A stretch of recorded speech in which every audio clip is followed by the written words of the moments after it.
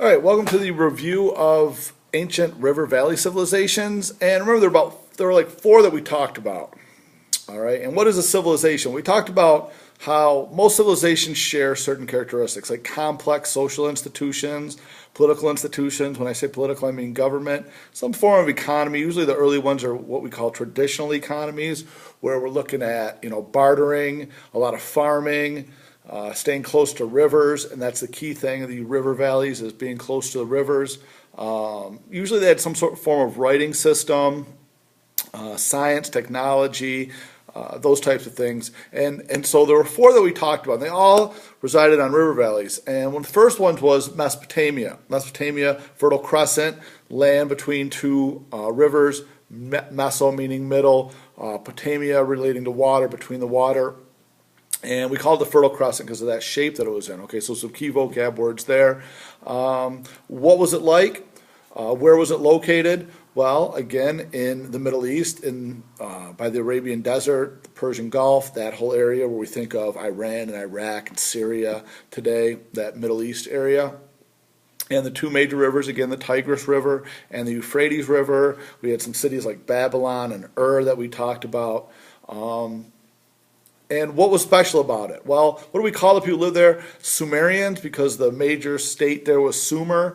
For a while, they were nomadic, but then around the same time as most of these other people, they started settling down and creating a civilization there.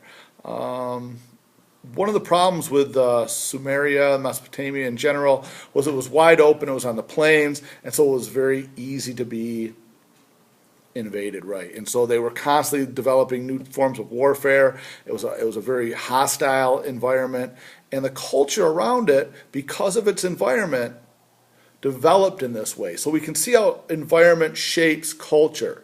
Because they were in a culture or an environment, a geography that was flat, easily invaded, and the land was really good, so people wanted to invade it. You're not going to get invaded by, if you're living in some, middle of a desert.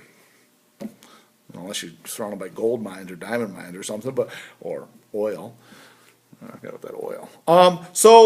But for the most part, if you got something someone else wants and it's easy for them to come into your territory, you're going to have a lot of war. So they had to develop lots of different strategies for fighting war, and they became a very warlike culture. What else did they have? They had a writing system. We called it cuneiform. And it was like these little wedge shape, cuneiform, that's another vocab word. They had buildings. What were those buildings called? Those buildings were called ziggurats that they built. They were like pyramid-shaped things. They had a system of law. Remember the law code, Hammurabi's Code? That's a big one. Got to remember Hammurabi's Code. What did they say? What did Hammurabi's Code say? Yeah, eye for an eye, tooth for a tooth. All right, so if you hurt someone in a certain way, we're going to hurt you in the same way. So that was kind of like retribution justice. And there were all these different codes and all these different things for all different categories. So it wasn't just about fighting or hurting someone. It was child laws and divorce laws and trade laws and laws about slavery and all the different laws. And they're all combined into one law code. Now, another thing about Hammurabi's Code, besides it being redemptive and for your form of justice, it was also not very equal. So in Mesopotamia, they had different levels in society. So you had the rich, wealthy landowner nobles, and then you had the lower class, and even below them you had slaves. So each of these classes was treated differently, and obviously men and women were treated differently too in these things. So it wasn't like, hey, we have this law code, and like we have in America, in the United States, where all the laws apply to all the people in the same way. In Mesopotamia, no, if you did one thing and you were a slave, you got a different punishment than if you were a noble. And if you were a noble, you got a different punishment than if you were just a commoner. Right? So you might have to pay a fine if you were a noble, but if you were a commoner, you might go to jail or life. All right, so Hammurabi's Code, Fertile Crescent, ziggurat temples, developed calendars, like I said, cuneiform. That's the big thing for Mesopotamia, land between two rivers. The next one that we talked about, skip right into it, was Egypt. And a lot of you guys already knew a bunch of stuff about Egypt, so I'm just going to hit the quick stuff, really, like the major stuff. So they had a social pyramid. All right, when we think of Egypt, think of the pyramids. Social pyramid too. All right, so where you have Pharaoh on the top and his family, and then little levels below them like the priests and the warriors, and then the farmers, or merchants, I guess, and farmers and slaves at the bottom. So it was like a social hierarchy, and the farther down you got, the more there were. That's kind of how most societies are today. You have a very, very small number of elite, wealthy people at the top, but there's a whole bunch of poor people in the world on the bottom. And so that hasn't changed a whole lot over time, although there's a lot more in the middle too. Right? And depending on where you live, like the United States, there's a lot more chance for success. You don't have to stay in that bottom. A lot of people that start there move up. A lot of people start here, they're at the top now. And even people that were at the top, they've moved down. They've gone broke. So we have social mobility. Not a lot of social mobility in Egypt. Key word, social mobility. Mobility means movement. Social, you can move up in the social scale, you can move down the social scale. It's like in high school. You know, if you're in with the in crowd, you're at the top of the scale, but you can also get dropped off there, you know, mean girls or whatever, all right? What do they have? They had biology, study the body, mummification. They had geometry and astronomy and hieroglyphics, the writing system, great builders with the pyramids and such. They also, where were they located? On the Nile. How did they get the water from the Nile to their crops? Irrigation systems. The Nile Delta, very fertile land up there. There's another vocab word. The religious beliefs, they had many gods, polytheistic. They were like a theocracy. That's a huge word, very important. Theocracy, theo meaning God or having to do with religion. Crassy, whenever you see that, it's government. Government by your religion, or religious leader is your also your government leader. And a lot of times in theocracies, they believe that their leader is divine. And divine means what?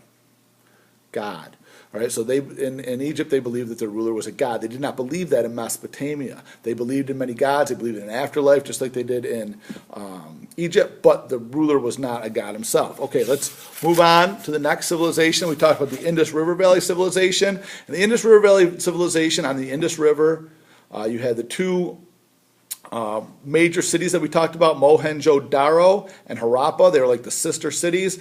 They had bricks they used. They had grid-like cities. They had indoor plumbing. They didn't have a lot of war, not very warlike. They had a written language, but we don't understand it. We couldn't interpret it. There's no Rosetta Stone. Another key word going back to Egypt. There's no Rosetta Stone, so we don't know what that language was. We don't know how to interpret it, but we know they had one. They used a lot of trade. Their cities were planned out, planned cities on the Indus, and that was in India. The last one that we talked about was in China on the Huanghe, or Yellow River, River of Sorrow, sometimes it's called, again, because it flooded a lot, and it led to sorrow. What do we know about that? We know about the Shang dynasty. We know about the Tang dynasty. Well, no, we didn't do the Tang yet. The Zhou dynasty, sorry. And we know about their oracle bones that they communicated with. We know they had an alphabet, very complex alphabet. We know that they had dynasties, the dynastic cycle, where one dynasty would rise, another dynasty would fall, and it would kind of go like in a cycle. When bad things happened, dynasties got overthrown, and then a new dynasty came in, and it kind of was, what did they get that big thing from the gods? The mandate of heaven, right. So the right to rule came from that mandate of heaven. We know they had a calendar, very precise calendar. They had astronomy, they traded, they had irrigation systems, they made silk. So they were very complex as well. Farming, very big thing. What were they big at building? For all China's history, they were big wall builders. Great wall builders.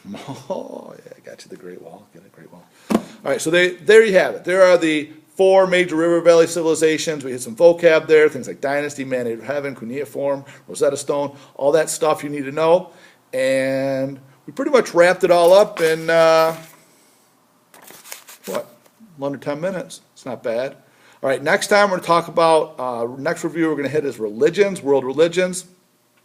And there you go. All right, study.